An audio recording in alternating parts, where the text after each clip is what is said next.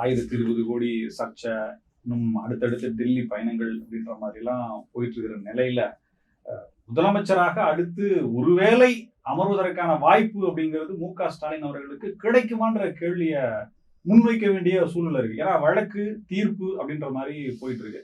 உள்ளபடியே இது அதிகப்படியான எதிர்ப்பவர்களுடைய எதிர்பார்ப்பா இல்ல வழக்கு என்ன சொல்லுது? தேர்தல் வழக்குகளை நீதிமன்றம் 10 ஆண்டுகள் கழித்து தீர்ப்பு சொன்னதையும் வரலாறு வரைந்திருக்கிறது. மரியாதைக்குரிய தமிழகத்தினுடைய முதலமைச்சர் கொளத்தூர் தொகுதியில் நிறுத்தி தேர்தலில் நிற்கிற போது அதிகாரத்தை துஷ்பிரயோகம் செய்திருக்கிறார், அதிகாரத்தை மீறி இருக்கிறார். மரியாதைக்குரிய மூத்தவர் துரைசாமி அவர்கள் அந்த தொகுதியிலே போட்டியிடுகிற போது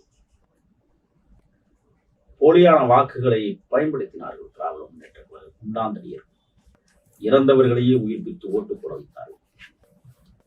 பணங்கள் வாரி இறைக்கப்பட்டது.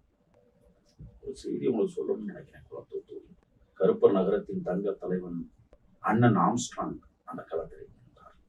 உங்களுக்கு தெரியும் நினைக்கிறேன். 36,000 வாக்குகளை அந்த தொகுதியிலே அவர் பெற்றார்.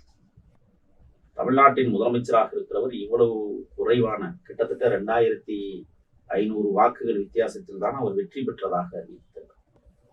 அந்த வாக்கு வித்தியாசம் யாரை கரைத்திருக்கிறது என்றால் ஸ்டாலின் அவர்களையே கரைத்திருக்கிறது. அதற்கு பொறுப்பு யார் காரணம்? துரைசாமி அல்ல, தங்க தலைவன் அண்ணன் ஆம்ஸ்ட்ராங் அவர்கள்.